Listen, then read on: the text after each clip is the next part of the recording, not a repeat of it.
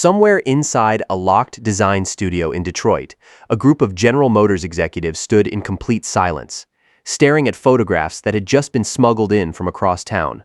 What they were looking at wasn't a spy photo of a spaceship or a secret weapon. It was a car, a Chrysler. And in that one moment, everything Chevrolet had spent years building, testing, and perfecting suddenly looked like it belonged in a museum instead of a showroom. The car they were about to destroy was brand new. It hadn't even reached a single dealership yet. It was called the 1958 Chevrolet Impala, and it was, without exaggeration, one of the most important cars General Motors had ever built. And yet, before its first birthday even arrived, it was already dead, not recalled, not banned, erased on purpose by the very company that built it. Stick with me until the end, because the reason behind this decision involves a boardroom panic attack, a car with a fake vent that was never supposed to be fake, a name almost nobody wanted, and a chain reaction that would end up shaping American cars for the next 2 decades. And once you understand the full story, you'll never look at a 1958 Impala the same way again. To understand why this car vanished so fast, you first have to understand what Chevrolet actually was in 1957. Chevrolet was the working man's car, reliable, affordable, and about as glamorous as a kitchen appliance. That reputation had made it the best-selling automaker in America for years, but it also meant Chevrolet was quietly leaving money on the table. Post-war America had a booming middle class, with more spending power than ever before, and a lot of those buyers wanted something that felt a little more special without paying Cadillac money for it. Ford saw that exact same gap and responded by launching an entirely new brand to fill it, a brand called Edsel, with its own dealerships, its own advertising, its own identity. Chevrolet's answer was far smaller, far quieter, and honestly, far riskier in a completely different way. Instead of inventing a new brand from scratch, Chevrolet decided to simply build a new top-tier trim level that would sit above their current flagship, the Bel Air. No new factories, no new dealer network, just one new name stitched onto an existing lineup. It sounded almost too simple to matter. It ended up mattering more than anyone in that room could have predicted. And here's a detail that barely anyone knows. This car very nearly wasn't called Impala at all. Early planning documents actually referred to it as the Bel Air Executive, a name about as exciting as a tax form. When someone finally proposed the name Impala, borrowed from an African antelope known for speed and grace, it did not land well in the room. Chevrolet's own general manager reportedly brushed it off, calling it little more than the name of a goat. Sit with that for a second, because this exact nameplate would go on to sell in the tens of millions of units and run for over 60 years, becoming one of the most recognized car names in American history. And in that meeting, in the mid-1950s, it was just another name on a whiteboard that almost got crossed out for good. So where did the actual shape of this car come from? Because it wasn't pulled out of thin air. The 1958 Impala was essentially the production echo of 2 show cars that had already toured the Motorama circuit years earlier. The first was a 1955 concept called the Biscayne, a 4-door hardtop with a toothy grille, bug-eyed headlights, and a scalloped body side that flowed straight into a flat rear deck. Look at photos of that concept next to the finished Impala's roofline, and the resemblance is impossible to miss. The second influence showed up a year later in 1956. In a concept literally named the Corvette Impala. This is actually where the Impala name first appeared to the public, 2 full years before it ever touched a showroom floor. That concept wore an oval grille that never made production, because engineers realized a combined bumper and grille setup would be dramatically cheaper to manufacture. It also hinted at fin shapes along the rear, though nothing as sharp as what would eventually land on the finished 1958 car. But the styling influence didn't stop with GM's own concept cars. And this is where it gets genuinely strange. Look closely at the side molding running down the flanks of a 1958 Impala. And you're actually looking at a design lineage that traces back to a 1954 Fiat Coupe styled by the Italian design house Ghia. And there's a rumor, never officially confirmed but repeated endlessly among collectors, that the strange scoop mounted above the rear window took visual inspiration from the Mercedes-Benz 300 SL Gullwing, a car that was turning heads across Europe at the exact same time. But here's the part of the story that almost nobody talks about, and it might be the single most fascinating footnote in this entire car's development. That scoop above the rear window was never supposed to be fake. GM's engineers originally designed it as a fully functional air extractor, meant to pull stale cabin air out through the roofline as the car moved down the road, keeping the interior fresh without ever having to crank a window down. On paper, it was genuinely clever engineering. But during wind tunnel and road testing, engineers discovered something they hadn't anticipated at all. The exact spot where they placed that vent sat inside a low-pressure zone at highway speed, which meant instead of sucking stale air out of the cabin, it was doing the exact opposite, pulling outside air in, the complete inverse of its intended job, and rather than redesign the vent's placement and risk delaying production of an already massive new car program, GM simply made a quiet decision. They turned it into pure decoration, a sculpted shape with zero function, sitting there purely to look fast and aerodynamic. And here's the twist that makes this even better. That little trick became something of a GM signature for the next decade.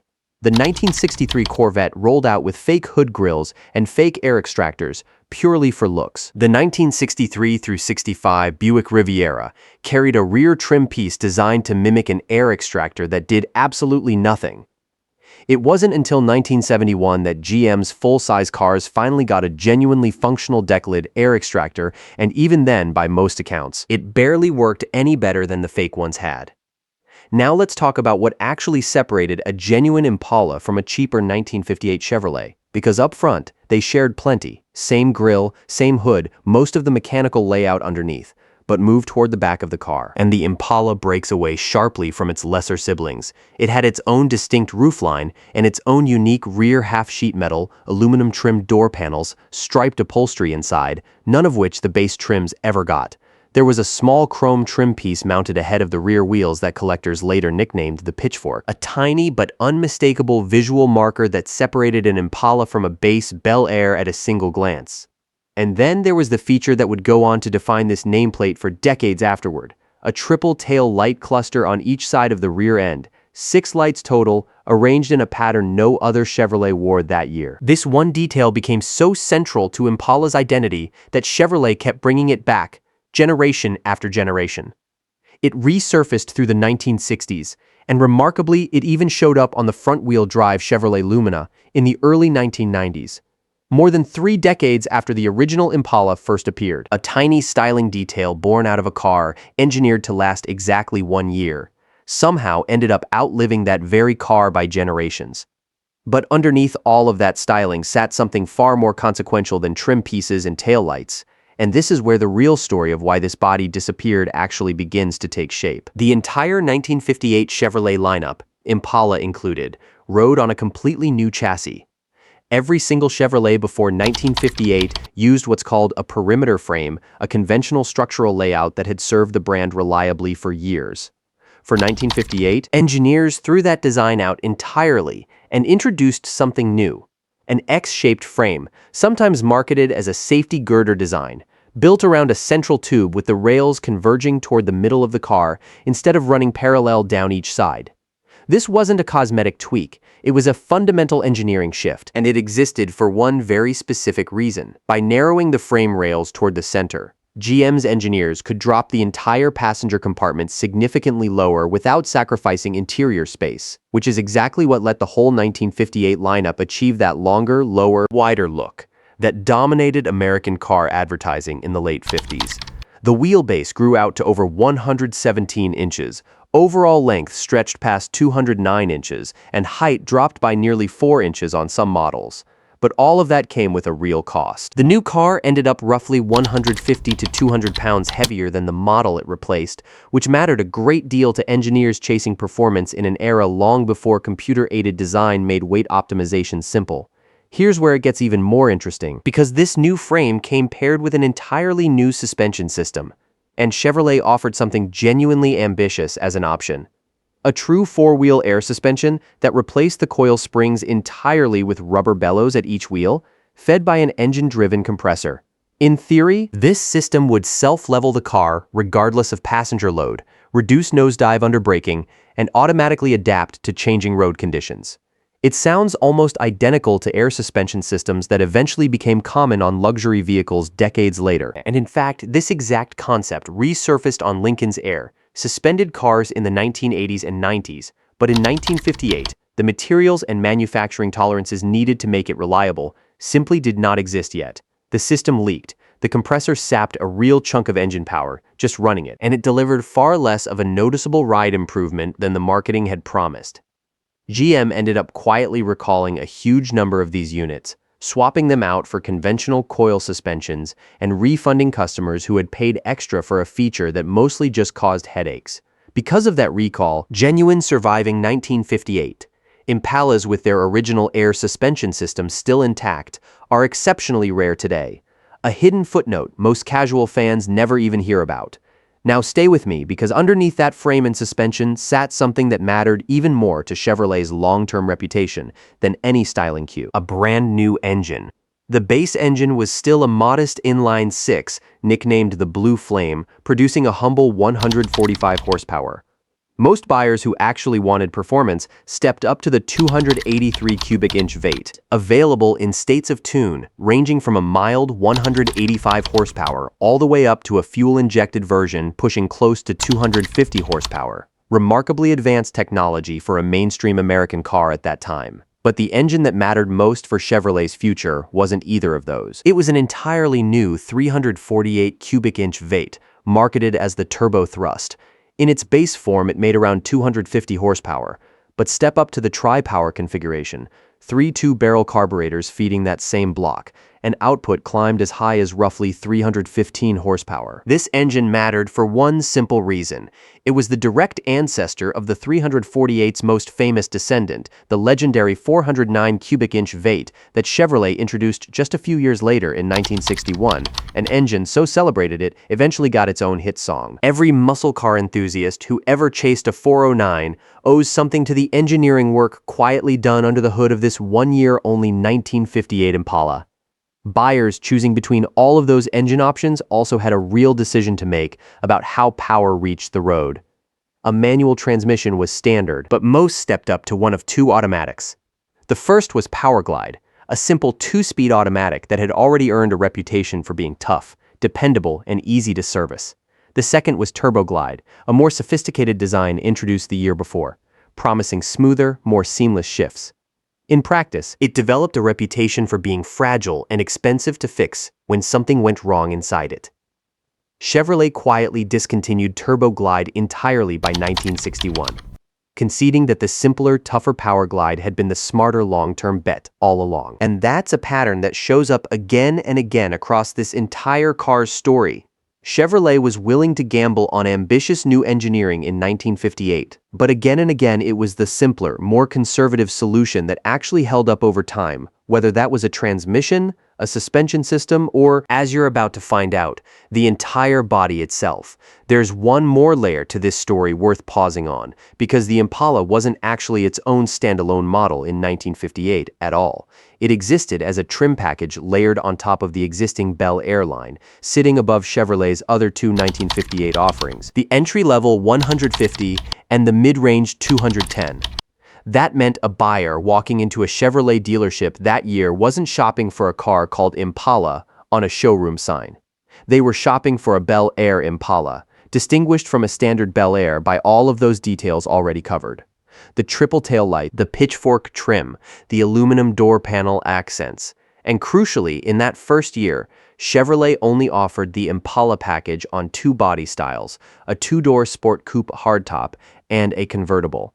There was no four-door Impala in 1958 at all, something that feels almost bizarre to modern buyers, who mostly remember the Impala as a roomy family sedan for most of its later life. The convertible carried real prestige, ending up as the single most expensive model in Chevrolet's entire 1958 lineup, a genuine flagship moment for a brand that had spent decades being known mostly for affordability rather than prestige. Timing mattered here too. 1958 happened to be General Motors' 50th anniversary as a company, and there was clearly an appetite inside the corporation to make a real statement across every single division. Not just Chevrolet. Cadillac, Buick, Oldsmobile, and Pontiac all rolled out their own longer, lower, wider redesigns that same model year, each riding on a version of that same new X-frame architecture. Seen in that light, the Impala wasn't some isolated experiment. It was Chevrolet's contribution to a company-wide push to celebrate half a century of existence by making every division look more expensive and more modern than it had the year before. Given everything working against it, you'd expect this car to have struggled badly in the marketplace. The United States was in the middle of a real recession that year, with unemployment pushing toward 8%. Historically one of the worst possible environments imaginable to launch a new, more expensive model. And yet the Impala did the exact opposite of struggling. Chevrolet moved somewhere around 125,000 sport coupes and just under 56,000 convertibles in that first model year alone. Remarkable numbers for a brand new nameplate launched straight into a shrinking economy. The Impala alone accounted for a meaningful chunk of Chevrolet's total sales that year and helped push the brand right back into its familiar position as America's best-selling automaker, a title Chevrolet had briefly lost ground on in the mid-50s. So who actually built this thing? The 1958 Chevrolet lineup was one of the last major projects overseen by Harley Earl, the legendary design chief who had run General Motors' entire styling operation since the 1920s and essentially invented the modern automotive design studio as an institution. Earl was nearing retirement by this point, and leadership of GM design was already quietly transitioning to his eventual successor, Bill Mitchell, whose design philosophy would push GM in a noticeably different direction over the following decade. Day-to-day work on the Impala itself fell to Chevrolet's chief designer, Claire McKeechan, who had held that position since 1953 and had already led the celebrated Tri-5 Chevrolets of 1955, 56, and 57. McKeechan would go on to run Chevrolet's design studio through 1964 before transferring internationally to GM's German subsidiary, Opel, where he helped create the Opel Diplomat Coupe, a car that carried unmistakable Chevrolet styling DNA straight into the European market. Later in his career, he worked on an ambitious internal GM initiative called the Task Program, an early exploration of front-wheel drive architecture that would eventually influence GM's X-Car platform. The underpinnings for cars like the Oldsmobile Omega, Buick Skylark, Pontiac Phoenix, and Chevrolet Citation decades later. In a strange twist, the man who designed one of Chevrolet's most beloved one-year-only body styles also helped lay the groundwork for some of GM's most controversial cars of the 1980s. And now finally, we get to the actual answer. Why did a car this good, this important, and this influential get exactly 12 months to exist before it was erased?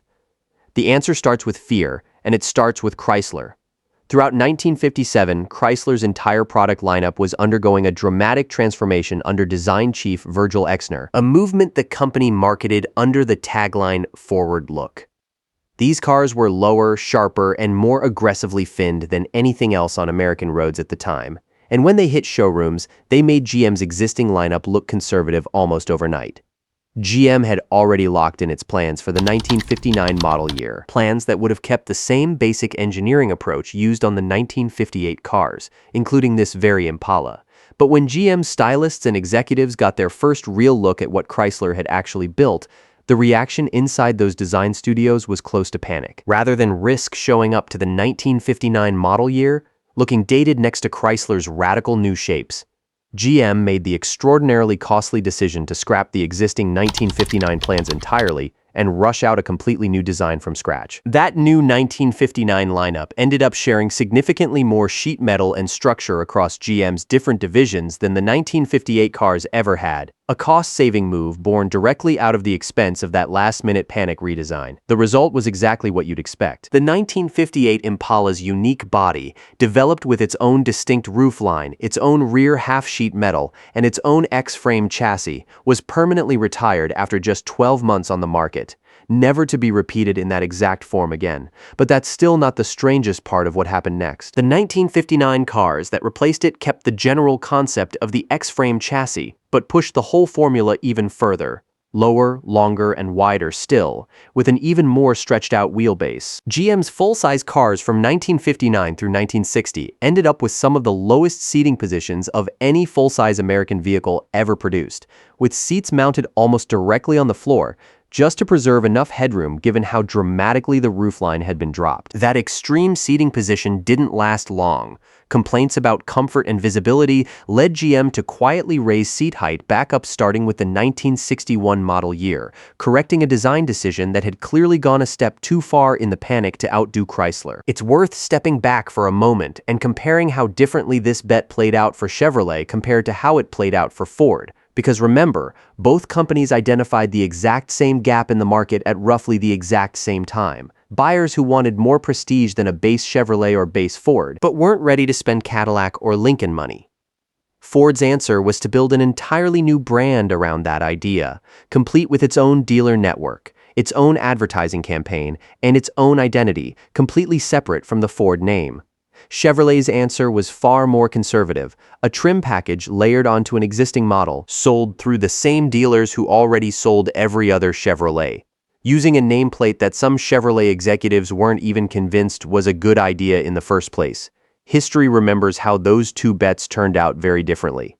Edsel became one of the most famous commercial failures in American automotive history, discontinued after just a few years. Its very name becoming shorthand in business schools for a product launch that completely misjudged its audience. The Impala, meanwhile, launched straight into a recession on a body style engineered to last exactly one model year, and still managed to become one of the best-selling nameplates in the history of the American automobile. Lower risk, in this case, turned out to be the far smarter play. So here's where all of this leaves us. The 1958 Chevrolet Impala wasn't a placeholder, and it definitely wasn't an afterthought. It was a fully realized, heavily engineered new direction for Chevrolet, complete with its own frame, its own suspension, its own engine, and its own styling identity. Borrowed from two influential show cars and refined by one of the most respected design teams in Detroit's history. It launched into a recession and still outsold expectations. It introduced a nameplate that would go on to sell in the tens of millions of units across more than 6 decades. And it did all of that while existing for exactly one single model year, permanently overshadowed by the panic that followed a single glance at what Chrysler was building across town. Sometimes the most memorable cars in automotive history aren't the ones that stuck around the longest. Sometimes they're the ones that got exactly one shot to make an impression and made it count. Today, that scarcity is exactly what makes an original 1958 Impala so valuable to collectors. Because the body was never repeated, because the X-frame chassis underneath it was replaced within a single year, and because so many surviving examples have been customized, restored, or simply lost to time over the decades since, a genuine, well-preserved 1958 Impala convertible in strong original condition can command well into 6 figures at auction today. Not bad at all for a car whose own general manager once dismissed the very name on its fender as being little more than the name of a goat.